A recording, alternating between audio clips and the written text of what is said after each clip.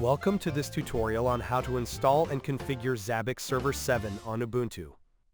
If you're looking for a powerful, open-source monitoring solution that's easy to set up and scalable for servers, networks, and applications, Zabbix is the way to go. In this video, I'll guide you step by step, from installing required packages, configuring the server, to accessing the Zabbix web interface. Before getting started, make sure your system has the LAMP stack properly installed.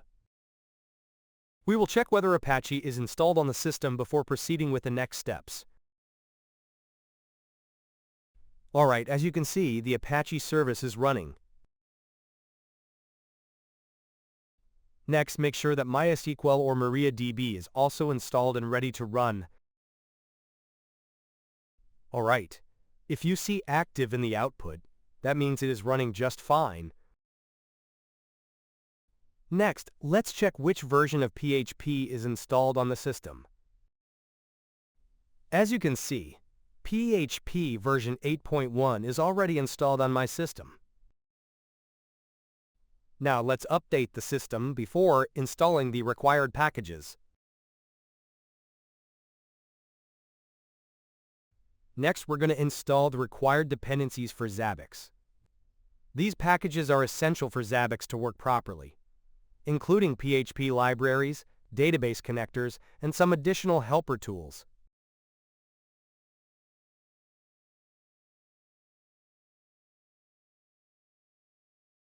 Alright, after installing the required PHP packages, now let's enable the PHP CGI configuration for Apache.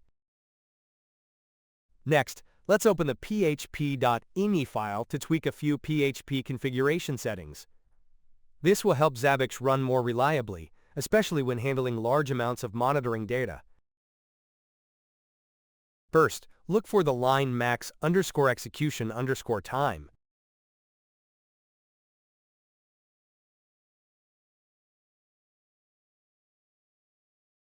Next, look for the line max_input_time. Next, look for the line memory_limit.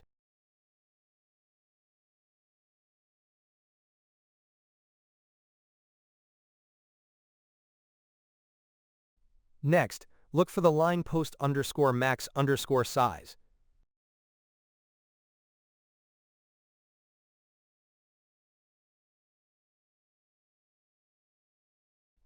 Next, look for the line upload_max_file size.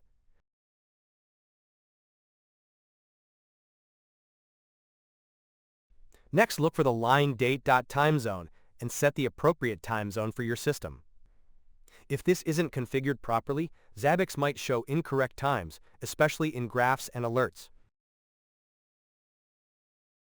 Alright, once we've finished editing the settings, let's save and exit the file. Now that we've finished configuring PHP, let's move on to creating the database for Zabbix. First, let's log into the MySQL or MariaDB server using the root account.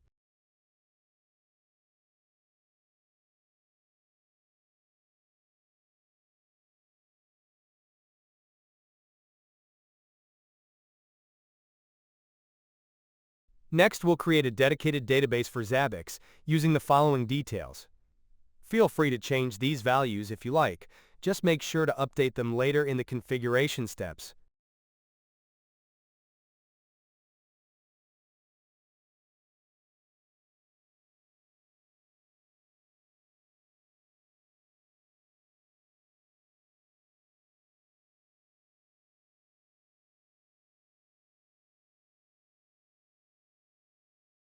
This command allows function creation in MySQL, which Zabbix needs in the next step when importing data. If it's not enabled, the import process will fail.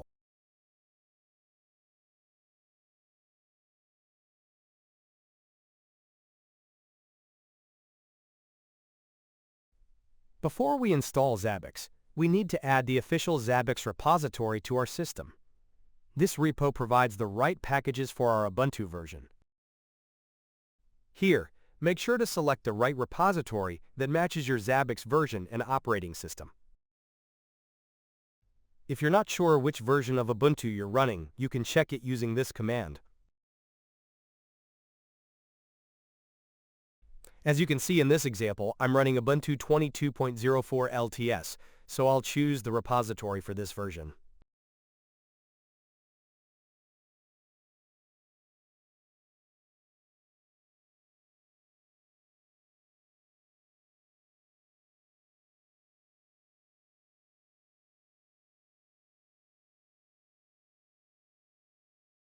Once the download is complete, you can install it using the dpkg command.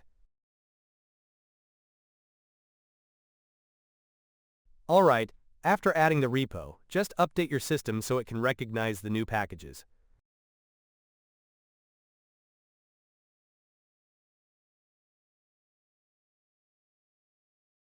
Everything's good to go, so let's start installing Zabbix Server and its required components.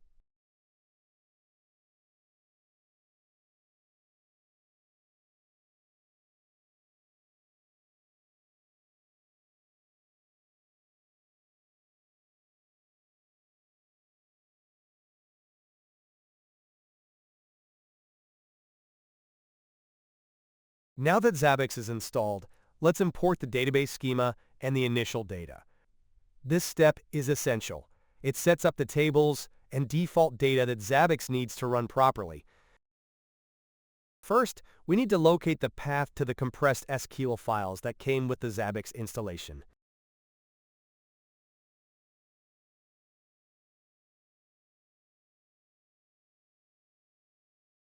Once you've found the file, go ahead and copy its full path.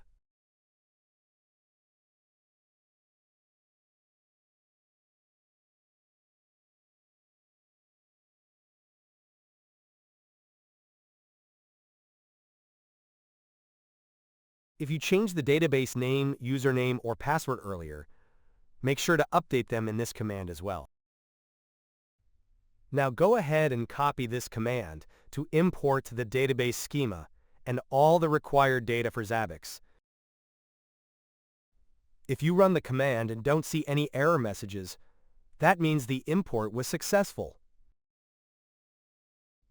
Now that the import is done, let's log back into MySQL or MariaDB to disable the option we enabled earlier, just to keep things secure and in line with best practices.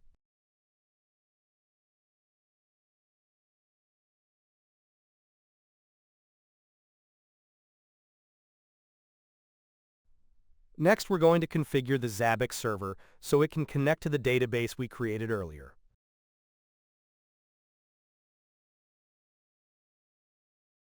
Scroll down a bit and look for the lines DB name, DB user, and DB password. This is where we'll configure the database connection details for Zabbix. Once you've found the lines DB name, DB user, and DB password, go ahead and replace the default values with the ones you created earlier.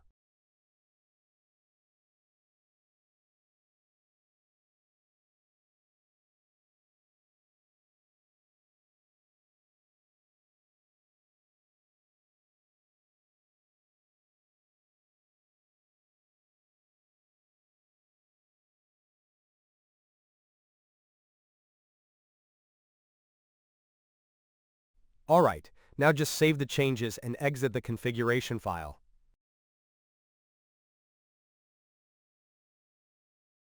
By default, Zabbix uses ports 10,050 and 10,051.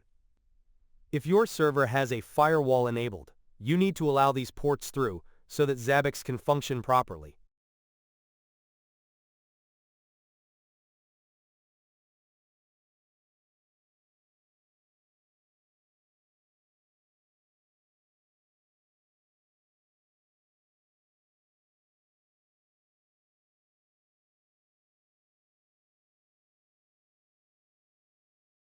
Alright, the firewall has been configured.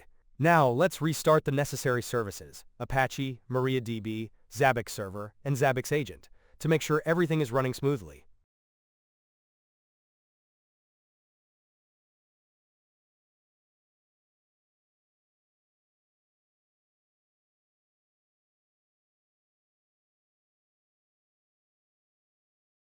You should also check the status of the Zabbix server to ensure that it's running properly on your system. The Zabbix server is running properly. Now we can move on to the web interface to complete the setup.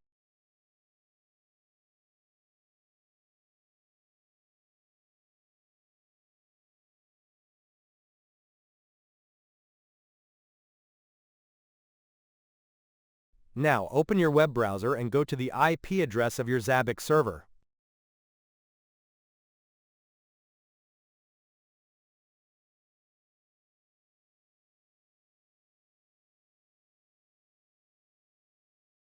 When the Zabbix setup screen appears, click Next Step to start the installation process.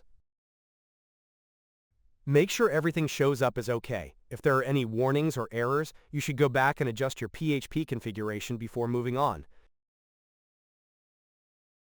At this step, we'll re-enter the database name, user, and password that you created earlier.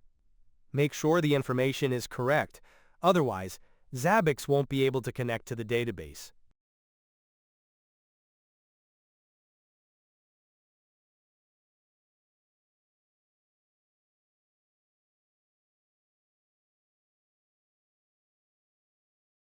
At this step, enter a name for your Zabbix server. This name will be displayed in the management interface. Then, click Next Step to proceed. If everything looks correct, just click Next Step to complete the setup.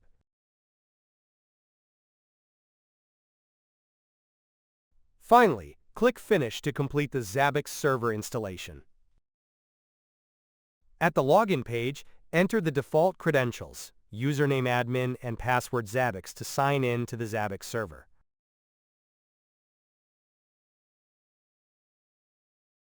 That's it! Zabbix server is now installed and configured. You're ready to start monitoring your system. Thanks for watching till the end. See you in the next tutorial.